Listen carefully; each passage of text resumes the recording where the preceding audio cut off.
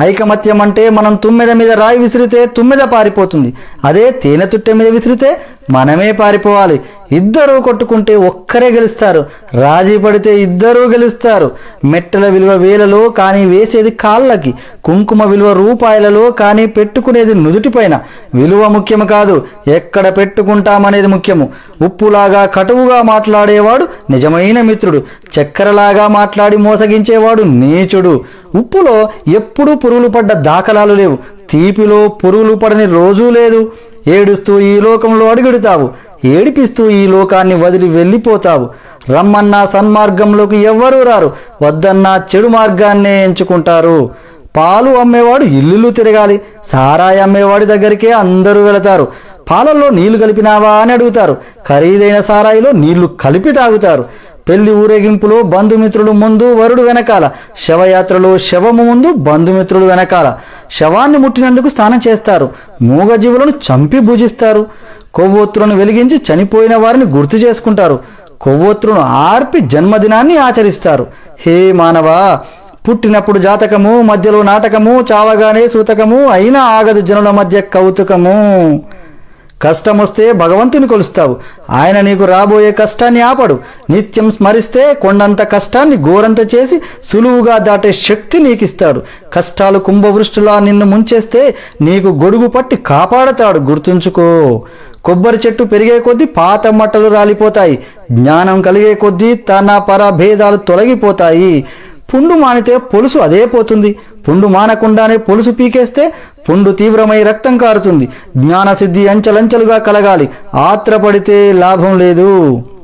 సముద్రం అంత సమస్య వచ్చిందని దిగులు పడకు, ఆకాశమంత అవకాశం కూడా ఉంది. తలెత్తి చూడు ముందు. నీపై నీకు నమ్మకం కావాలి.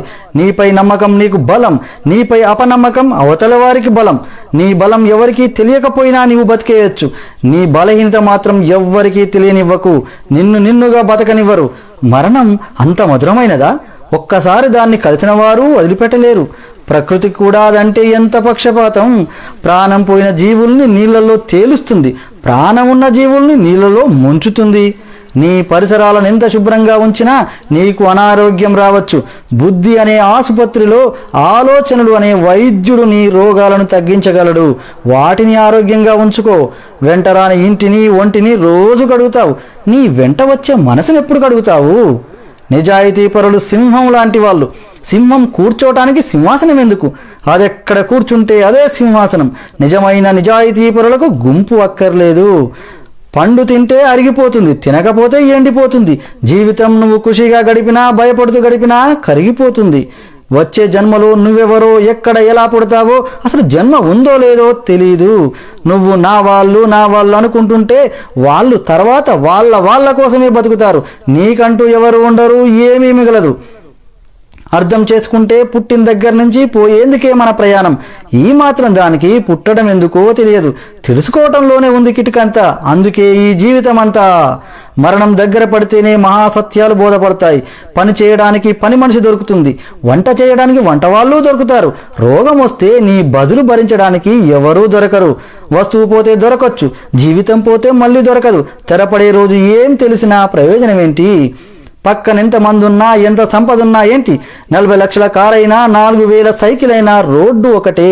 10 అంతస్తుల మేడైనా, పూరి గుడిసైనా వదిలేసే పోవాలి. రైలు జనరల్ బోగిలో వెళ్ళినా, ఫస్ట్ క్లాస్లో ప్రయాణించినా స్టేషన్ రాగానే ఒకేసారి దిగిపోతారు.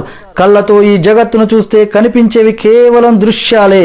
హృదయంతో చూడగలిగితే జగత్తంతా సుందరమే. మానవులుగా బతకడం కాదు, మానవత్వంతో బతకాలి. సర్వే జనా సుఖినో భవంతు.